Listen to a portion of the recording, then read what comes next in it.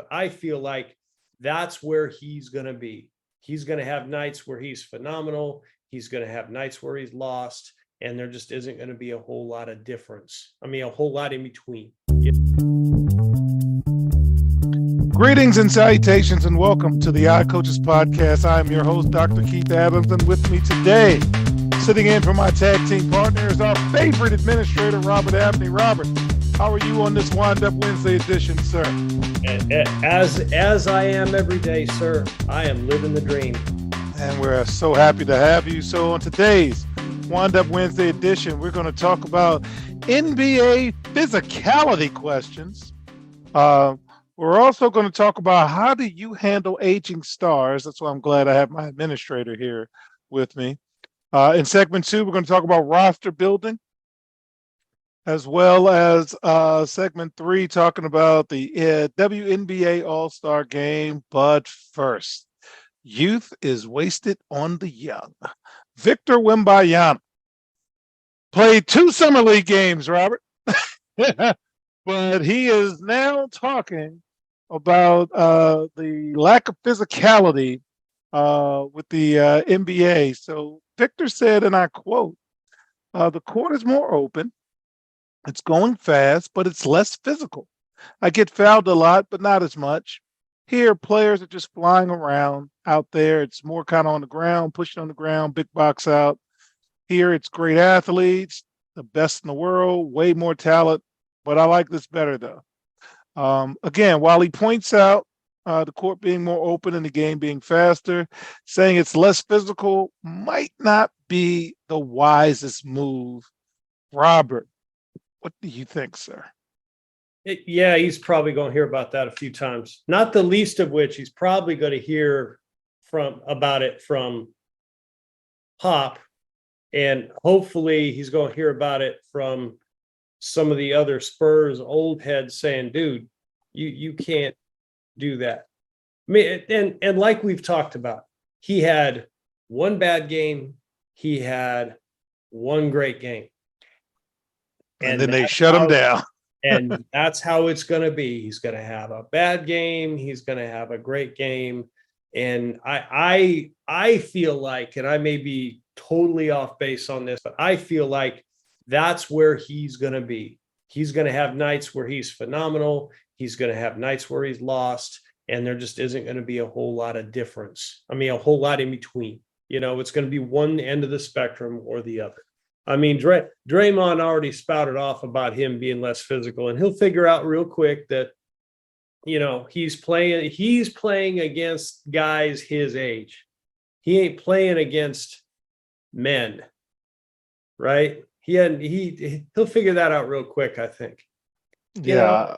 And he's a 19-year-old kid. He does not understand United States media culture, and he was asked a question and he answered the question. And I'll bet you he's about to do that. And sometimes when you answer the question, it doesn't work out for you. But that's a shoot. But although this might come back to haunt him, and guys, he's already a target. Robert, he's not the first person to say this, though, especially from the international perspective. Fans, basketball folks can recall Luka Doncic saying the same thing, that scoring in the NBA is easier than in the EuroLeague because of the different rules, especially because there's no 3-second violation for standing in the paint. So, Robert, before we transition, as a longtime basketball observer, has the league gotten soft? I think it's different. I mean, it's different, right? You know, the malice in the palace, you know, the brawl that we had there. I mean, that was, to me, that was the end product of, you know, the bad boy Pistons, you know, the evolution of the NBA from the bad boy Pistons to there. And I think the NBA had to make sure that something like that was not going to happen again, that was going to hurt their product. People don't come to the NBA games to watch fights. They come to watch the best athletes in the world run and jump and do amazing things. You know, at a live NBA game, the physicality of the athletes and just their athletic ability is amazing. And that takes away from it. So I think after that, they started officiating the game differently. I don't know NBA rules, so I don't talk about NBA officiating at all because I don't know the rules, but I know those guys are trained more than any other group of officials that I know of. And they do a great job. And it is a different game. Is it less physical? Yeah, it's less physical, but I think that's better for the game. Yes, and fans, for those who don't know, Robert is a high school and college football and basketball official. And what I will say is the game is more free flowing, so you can interpret the free flowing comment as as much as you want to. But I will say that the floor is more open. There's more fluidity in terms of offensive maneuverability, and there's less contact on the defensive end, and they're even making more rules in youth and college and in the NBA in terms of charges and when you could take a charge, and no hot stove in terms of hand checking and things like that. Well, Last word on that, Robert, on your end. I mean, every year, the NCAA has a directive and the National Federation of High Schools has a directive that, they want us to make sure that we're addressing off-ball contact and that we're allowing players to move freely, right? Happens every year, and it's officiating is less a science than it is an art. So you have to, every year it's a balance. How much do we let these guys play versus how much do you allow them to play through because you don't want to stop the game every 15 seconds for some little ticky-tack stuff. You want the game to flow. People watch the game when it flows. It's a better game. All right, last questions on my end. Can we still bump the cutters, or we can't bump the cutters anymore? By rule, you are not. Oh, you said my rule. You said my rule. I did. By rule, you're not allowed to displace cutters from their path. You can't do that. Fans, there are coaches who are listening to this who just spit out their coffee and laugh out loud. So let's move on to handling the aging stars. Why you listen to us? Conversation over confrontation. Dr. Adams is fond of saying that it rarely ends well in sports, business, relationships. Most of the time, it doesn't end well. And you have to kind of be comfortable with that, especially when one side cares more than the other. There will often be situations in life where parties who were once close have conflicting agendas, and then tough decisions have to be made. So with that, Robert, I want to talk about Chris Paul. Steve Kerr is a master of relationships, but Chris Paul has started every single game over his 18-year career, but now he is more likely than not much better in the second unit, distributing and getting those guys involved. You just traded for him. You got to have that conversation. Chris Paul has started, I'm going to give you the number, Robert, 1,363 NBA games, and it's the longest streak since 1970. It's November. We're about to tip the ball off. Talk to me about how you're handling Chris Paul, sir. First of all, I don't understand that trade at all. I don't understand it. I just don't. Chris Paul is a great player. He has proven himself to be a great point guard. He is a Hall of Famer. All that being said, I mean, you're right. He needs to be playing with a second unit, and he's not going to be playing. He's not going to be playing 40 minutes a game. He can't do that anymore. I think it's foolish to assume that Steve Kerr has not already started having those conversations with him about what his role is going to be. I also think it's foolish to assume that Steve Kerr isn't okay running him out there with the first unit at the beginning of the game to keep that starting string back. And then, he gets his 25 minutes here and there. Because as you well know, as a longtime basketball coach, I've heard coaches say this many times, it ain't who starts, it's who finishes. So yes. I don't, I think that the starting streak matters to him. I gotta feel like those conversations have already started happening. Okay. So now we're going to move to James Harden. So James Harden left money on the table that he's never going to get back. Now, again, he's not poor, destitute, or anything like that. But you also have a situation in Philly where he wants to be traded. He feels that he's been done wrong. And Daryl Morey is a shrewd businessman and a shrewd negotiator and has been fleecing teams for years. Harden's going to turn 34 before the start of the season. He's locked in at $35.6 million. How are you going to handle that? This has not gone well in Philly with Harden there. I don't understand. And I mean, 35.6 million, that's an obscene amount of money. That's so let's just leave that aside, other than to say market value. I think these guys think that because that's what they're getting paid, they get to dictate the terms. And I don't know if they understand. Maybe they do and they don't care. I don't know. James Harden and Dame Lillard are not helping their causes to get moved to where they want to go by publicly saying, hey, I'm only playing for the Heat, or I want to go to the Clippers. Because first of all, your team does not have to oblige you. But second of all, if they know that's where you want to go, don't you think they're going to extract a little bit more of value out of that trade? Or maybe hold something back of value because, hey, he wants to be here. He wants to be here with us. He doesn't. So I don't have to give you my best offer. Exactly. I don't know. Maybe I'm wrong. I don't know. All right, because you bled into Dame Lillard.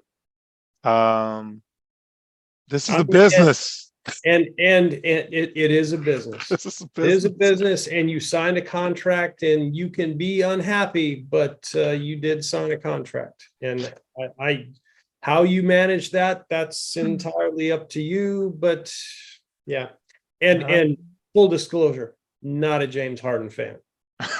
Okay. And you want to talk about something not ending well? He's going to eat his way out of Philadelphia.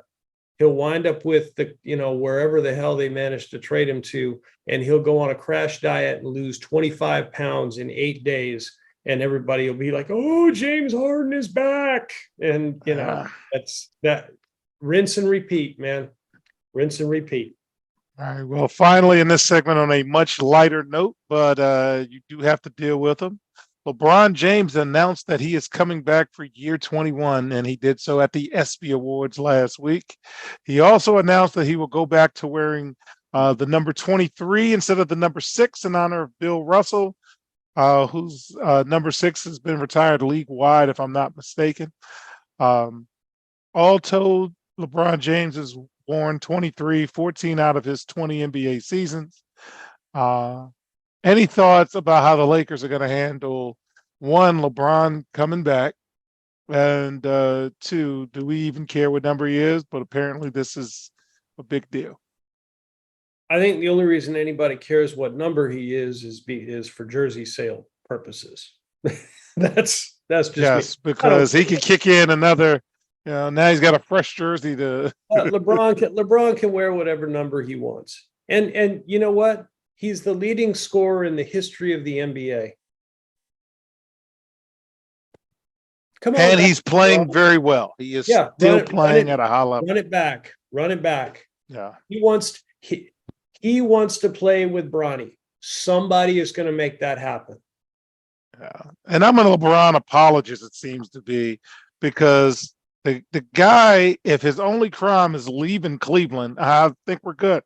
Yeah. No scandals, no this, built a school, takes care of people around him, married his high school sweetheart. Seems You can have all the Jordan Pippen this seems like a and pretty rings. solid dude to me. Man, what? Pretty solid. Wasn't Boobie Gibson on one of those teams he took to the Man, some of those Cleveland teams, he Man, took to the he finals. had Ildauskas on that team. He had Tristan Thompson. He had Rod Shotgun. You know, They were pulling guys out of Dillard's at the mall to dress sometimes, man. They didn't I have feel anybody. like that's where he's all right. gonna When we be. get back, He's it's gonna all have nights where he's WNBA all the time. phenomenal. In segment He's gonna 3, we'll have talk nights where about he's the All-Star lost, game and there just isn't festivities and gonna be a everything whole around lot it. of We'll be right difference. back I mean, a whole on lot the in Odd Coaches between. podcast. The reviews are in for Dr. Keith Adams' book, Finding the Balance, My Personal Journey to Academic and Athletic Success. College professor and student athlete academic expert Dr. Lisa Rubin said, "There is nothing out there like this book, so I do hope people will pay attention and give it a read." Former George Mason standout Fowler Campbell said, "Consider this book an opportunity to work directly with Dr. Adams just like I did. I assure you that there will be something you can take away that will be useful to you throughout your personal journey." Ryan Waite, a recent college graduate who is a software engineer, said, "I like how the book is based on research, which makes it good for general students as well as student athletes."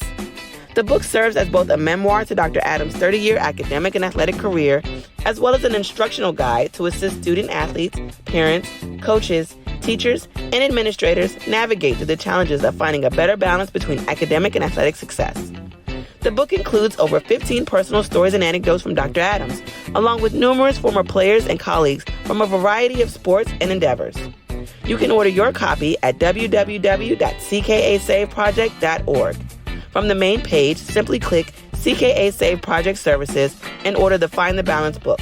For more information, contact Dr. Keith Adams by email at cka@ckasaveproject.org. Welcome back to the Hot Coaches podcast. And in segment 2, we're going to talk about roster building. Let's start with New York. I'm still old. With the Brooklyn Nets. So the Brooklyn Nets just signed free agent forward Darius Baisley to a 1-year contract. And again, this is a Rich Paul client. Just talking about LeBron. It's like, gosh, man, Rich Paul that's a dude I kind of want to hang out with.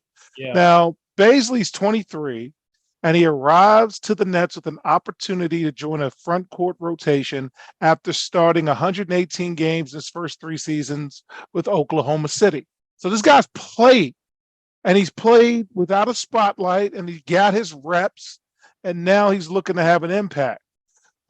He was a part of the Suns trade at the February deadline, where he played 7 regular season games. He was a 23rd overall pick in the 2019 NBA draft. He averaged a career best 13.7 points, 7.2 assists in 55 games. He's averaged 9 points, 5 rebounds in his NBA career. And the Nets have also added Lonnie Walker to 4th and guard Dennis Smith Jr. in free agency. So, Robert, I talk about the Nets a lot because Jacques Vaughn can coach, and he's bringing in pieces. And the East is not dominant. There's no real dominating team because you can't sell me that Kristaps Porzingis is going to dominate. Any thoughts about how the Nets are building their roster? You know, I traditionally, because I've never lived on the East Coast, I don't pay a whole lot of attention to East Coast teams. I agree with you that Jacques Vaughn can coach. He's a good coach. Darius Baisley is a good player. I don't know a lot about Lonnie Walker and Dennis Smith Jr. I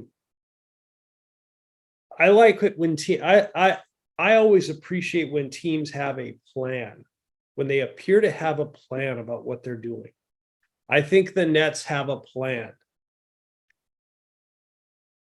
in the NBA, you can have a plan and still be terrible if you don't have good players. So we'll see. I don't know enough about that roster, but I can't appreciate. It looks like they know what they're doing. Yes, that is a good way of saying it.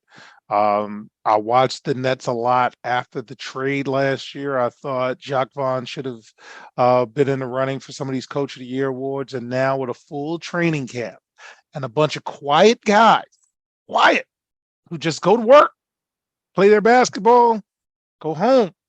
Not a lot of contract, this, that, and the other. They're going to be interesting to watch. So we're going to go to the Bulls. The Chicago Bulls have been awarded a $10.2 million disabled player exception because of the injury to Lonzo Ball. And I'm sad about that because, man, he has just been snake bitten with injuries. So with that, they have a little more flexibility. But Zach LaVine, he doesn't do it for me. I don't know how good the Bulls can be, but the exception allows the team to replace a player who's out for the season. So the Bulls will be allowed to trade or claim a player only in the final year of their contract or sign a free agent to a one-year deal. So it provides the flexibility that they need. But man, the Bulls just haven't been a difference in the league for some time. What do you think, sir? Are there still any free agents out there? Plenty. Well, I mean, but you're talking about, that provides somebody an opportunity to get paid, right? Is Chicago the place to go to do that? I don't really know because they're not very good, and Not very good. they're not going to be any better without Lonzo Ball. Because whatever you think of the dad, the kids can that kid can. Yeah. And I got no problem with the dad. The dad's got 3 guys that at some point in their career cash an NBA check. Kudos. Kudos. I mean, you can approve of what he did and how he got his kids where they wanted to go, and not approve of how he did it. And that's fair. But without him, I mean, they're not going to be very good. So Yeah. I don't know who they can sign, who's going to make them any better. But that does provide an opportunity for somebody who's looking for a long-term contract. Okay, so now let's actually talk about the Golden State roster. We spoke about Chris Paul and his streak of starting, but now we're talking about the money. So Paul is set to make $30.8 million this season, and next year a $30 million non-guaranteed contract. I don't think that's going to be guaranteed, which is going to make him an unrestricted free agent at 39. Jordan Poole was set to enter year 1 of a 4-year deal, so he gets shipped off to Washington, and they get to eat that 4-year, $128 million contract. With the league's new collective bargaining agreement placing harsher penalties on higher spending teams, and maintaining financial flexibility is incredibly important. Warriors have financial flexibility for next season, but for this season, man, what are you thinking about how they're building their roster? I think they thought about, we got to keep the band together for one more year.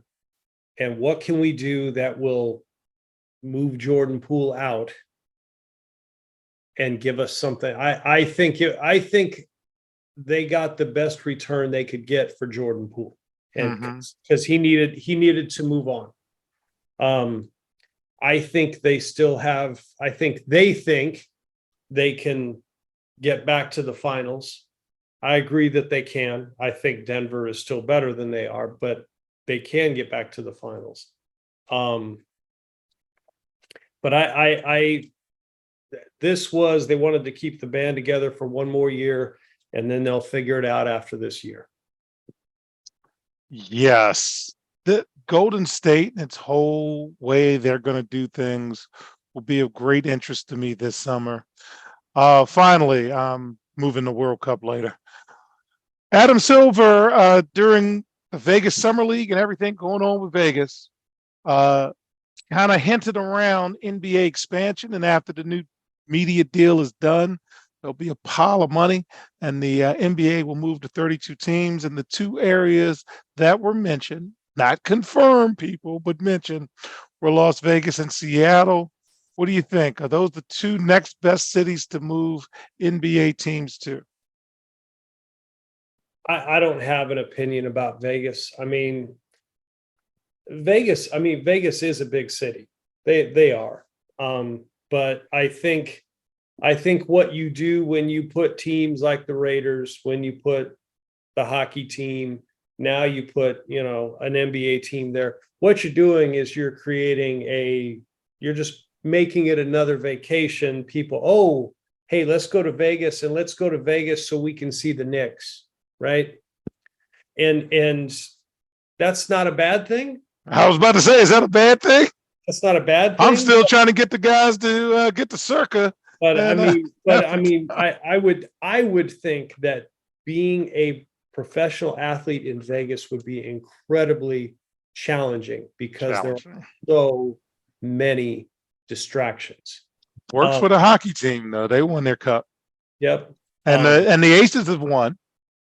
I think that long term that's got to be tough. Yeah. And what do I know? I'm just some guy. Yes. As many times as I've been to Vegas, I agree that it is challenging there. But my last trip, I did take a trip to Henderson, and I did take a peek around, and I did look at the cost of living, and you can have a little bit of this, and so it's interesting. Just so you know, it's 118 degrees there today. Yes. Keep that in mind as well. That paused me. What about Seattle, man? Who should have lost the team in the first place? Never should have left Seattle. Bring back the Sonics, baby. Yeah, that would be first on my list, is to go back to Seattle and then let Oklahoma City have their own records, cut it off when they went to Oklahoma City and they're not combined records, and get that thing back in Seattle because we love our Sonics, man. Yep. So with that, in segment 3, this is segment 3. We'll talk about everything with the WNBA. We'll be right back on the Young Coaches Podcast. The high school and college academic and athletic landscape is changing. The growing number of college transfers, as well as student athletes being able to profit off the use of their name, image, and likeness, has given student athletes the freedom and power to make life-changing decisions. That is why it is important for student athletes to be properly informed throughout the decision-making process. The difference between success and failure is often measured not by yards, but by inches, and even the most successful coaches and players use outside independent consultants to help improve their decision-making, which improves their results. That is what the CKA Save Project would like to do for student athletes across the country, improve their academic and athletic results. Our academic and athletic consulting services assist student athletes with the college decision-making process. The CKA team of former high school and college coaches can provide student athletes an independent assessment of their academic and athletic skills to assist student athletes in their college decision-making process. Let the CKA team evaluate your academic and athletic ability to assist you in finding the right fit for your academic and athletic career.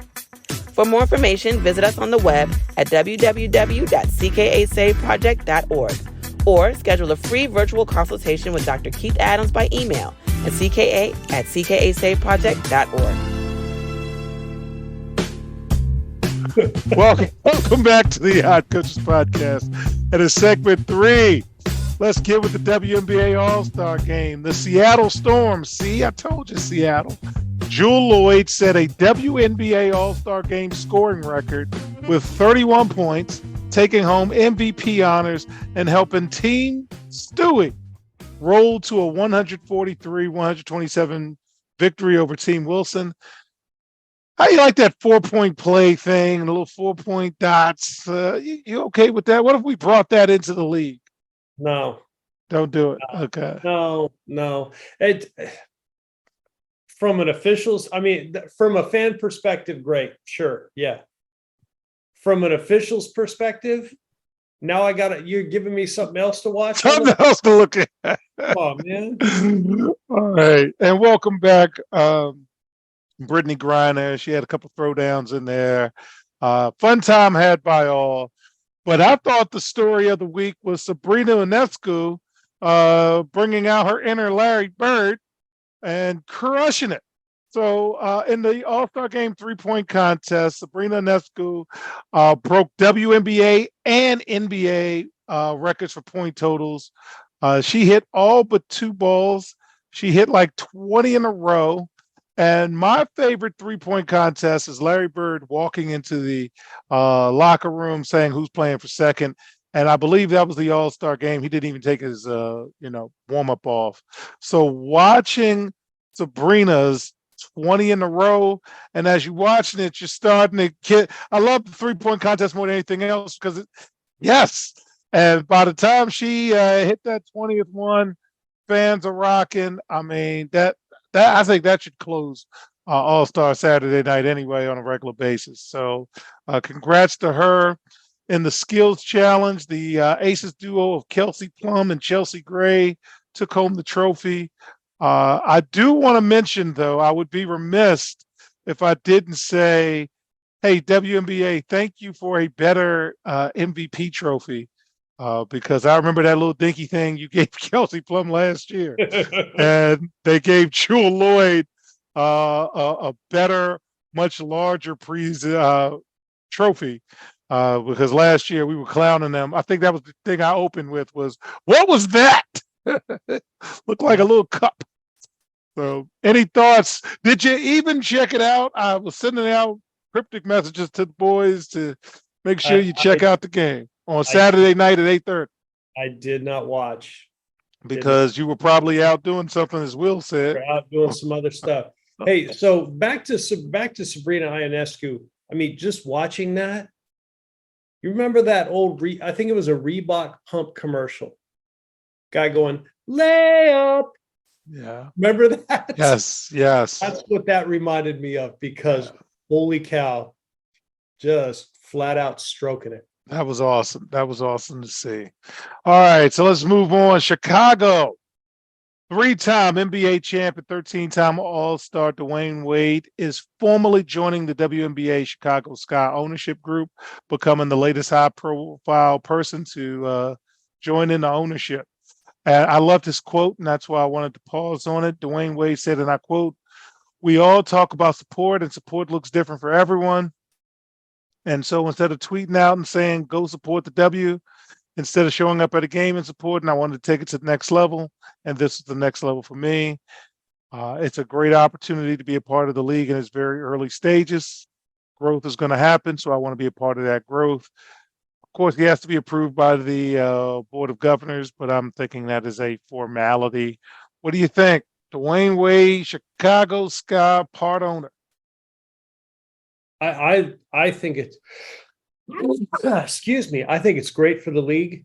I think that is absolutely fantastic for them. I think that is the kind of thing that's going to help them elevate past conversations about flying coach, past conversations about minimum salaries.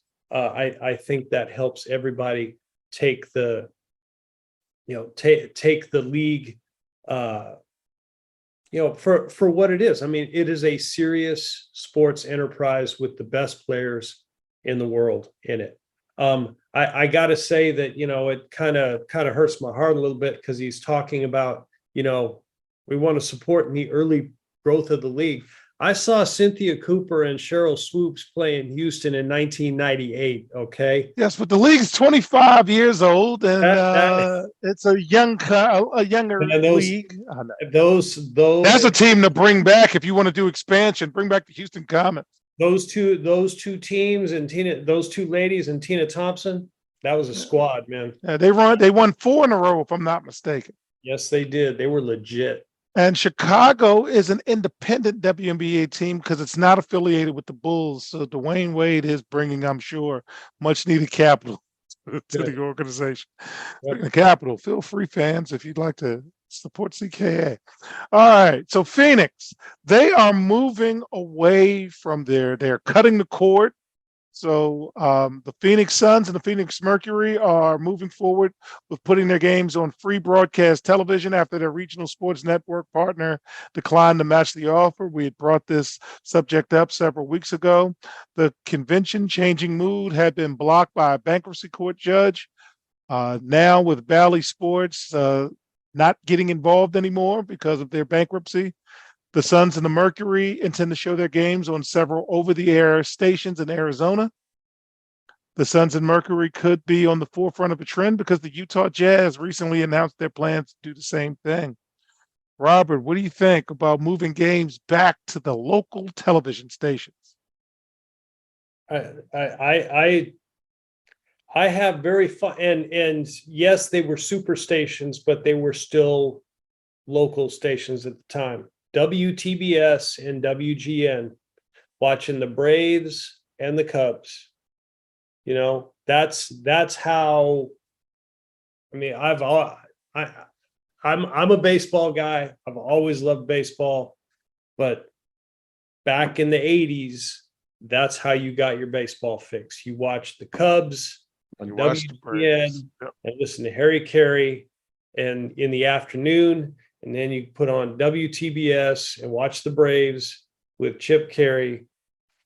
That's what you did. And Saturday at 6:05, you watch World Championship Wrestling, but I didn't have cables, so Lenny had to tape the matches for me. But I mean, I think that this is probably going to be the next evolution. I think we're going to be going back to that some because all of these regional sports networks, I think they're going to kind of go the same way as the Arizona Regional Sports Network. I think that they can't afford the rights to teams. So what is that going to look like going forward? I don't know. All right. So as we leave the All-Star break and we get to the second half of the WNBA season, we now have tiers now. So number 1 are the Aces, number 2 are the Liberty, and number 3 are the Connecticut Suns. Those are the 3 best teams out there, and that is clear. There's no doubt about it. And the Aces are a step above the other 2. 4, 5, and 6, the Mystic, the Dream, and the Wing. So they are right in that little pocket mix. And then we have the teams fighting for those last playoff spots at 7, the Lynx, at 8, the Chicago Sky, at 9, the Sparks, and then the bottom 3, the Fever at 10. But Miss Boston is fighting to get them up, the Phoenix Mercury and the Seattle Storm. Games of the week, Friday, July 21st, New York is playing at Washington. Saturday, the Connecticut Sun are playing at the Atlanta Dream. And to wrap up, NBA Summer League just ended, Robert. The Big Three is on the weekends, and it goes to August 26th. If you haven't watched the Big Three, fans, it's a fun watch. Check out your local listings. It's on CBS. The TBT, the basketball tournament, begins this week. That's some fun times had by all as we take that trip down memory lane with some of those teams competing for a $1 million prize. It's single elimination tournament. That's going to be on ESPN and its family of networks. The World Cup of Basketball is scheduled for August 25th through September 10th. The WNBA playoffs start in September. If you're a basketball fan, there's stuff on for you to watch. So support these events. Robert, anything to say as we close out this Wind Up Wednesday episode? Love that Elam ending in the TV. Love the Elam ending. Love the Elam ending. One of my favorite things. Love it. What about the NBA doing that on a permanent basis? They'll never go. They'll never do it. Okay. All right. I'm not saying they shouldn't. I can't imagine that ever happen. Man, I like it, and I'm going to enjoy all of that coming up. So on behalf of my tag team partner, Coach Mike Francis, and our favorite administrator, Robert Abney, I'm Dr. Keith Adams, saying thank you for listening and or watching the iCoaches podcast, and we'll see you on the sidelines. Till next time, take care. The iCoaches podcast is sponsored by the CKA Save Project. The CKA Save Project is an industry leader in providing student-athlete academic and athletic support. From assessing student athletes' academic and athletic skills, to measuring and monitoring student athlete academic progress, to improving student athlete time management and organizational skills, the CKA SAVE project provides wraparound services for student athletes from middle school through college. For more information, visit us on the web at www.ckasaveproject.org or schedule a free consultation with Dr. Keith Adams by emailing cka@ckasaveproject.org. We hope you enjoyed today's show. The Odd Coaches podcast drops new episodes every Tuesday through Friday on most weeks. Make sure you subscribe to the Odd Coaches podcast on Apple Music, iHeartRadio, Podbean, Spotify, and YouTube. Follow the Odd Coaches podcast on Twitter and Instagram at Odd Coaches. Follow Dr. Adams on Twitter and Instagram at CKA Save Project. In addition, follow Coach Mike Francis on Twitter and Instagram at Coach Franchise, spelled Coach Franchize. For more information about the CKA Save Project, please visit them on the web at www.ckasaveproject.org. See you next time on the Odd Coaches Podcast.